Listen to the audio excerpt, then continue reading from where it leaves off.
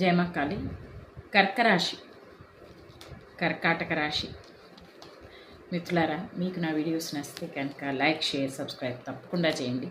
Bell icon తప్పకుండా press చేయండి. అయితే వరల్డ్ కార్డ్ వచ్చింది మీకు. Very good.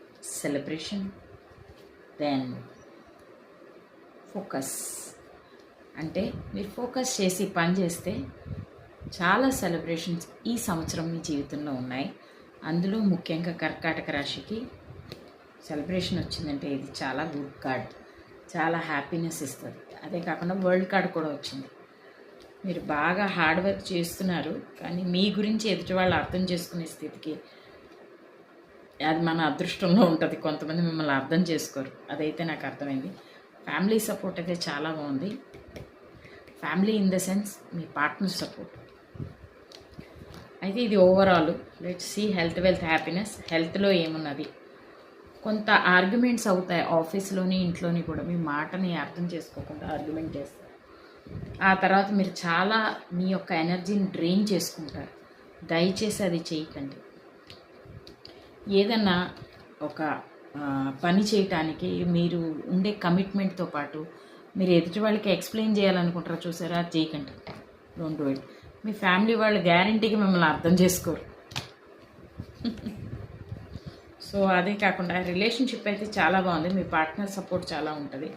కొంత మెడిటేషను, రేకి, లేకపోతే పూజ, లేకపోతే మంత్రజపం, భగవంతుని నామస్మరణం, ఇలాంటివి మీరు చెయ్యాలని మాత్రం ఈ మంత్లో బాగా సజెషన్ వస్తుంది. స్పిరిచువల్లీ యూనివర్స్కి కనెక్ట్ అయితే కనుక మీరు చాలా చక్కగా మేనిఫెస్ట్ చేయగలరని కూడా చెప్తుంది. అదే కాకుండా డివైన్ మీ తోడు ఉంది ఫైనాన్స్ కోసం. నెక్స్ట్ ఏదైనా ఎఫ్డీలు కానీ ఫిక్స్డ్ డిపాజిట్లు కానీ ఇన్వెస్ట్మెంట్స్ చేస్తే మాత్రం ఈ మంత్ దయచేసి చెయ్యకండి. ఎందుకంటే మీకు ఒక చీట్ కార్డ్ వచ్చింది.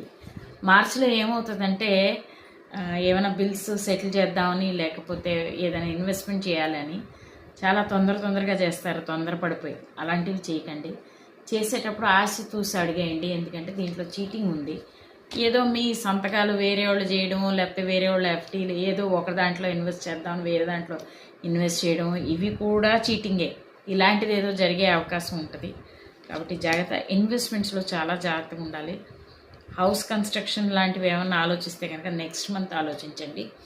ఏదైనా న్యూ కన్స్ట్రక్షన్, లేకపోతే ఇల్లు కొనుక్కుందామని ఏమైనా ప్లాన్ ఉంటే కనుక దానికి కొంత గ్రౌండ్ వర్క్ అవసరం. ఒక్క రోజులో ఇల్లు అయితే కొనుక్కోలేరు, ఒక్క మంత్లో కొనుక్కోలేరు. కానీ తయారీ మొదలు పెడితే మాత్రం తప్పకుండా మీరు కొంటారు. జస్టిస్ కార్డ్ వచ్చింది. నూతన గృహప్రవేశాలు కూడా ఉంటాయి ఇందులో. రీబర్త్ కార్డ్ వచ్చిందంటే ప్రస్తుతానికి చాలా you're going through lot of hard work.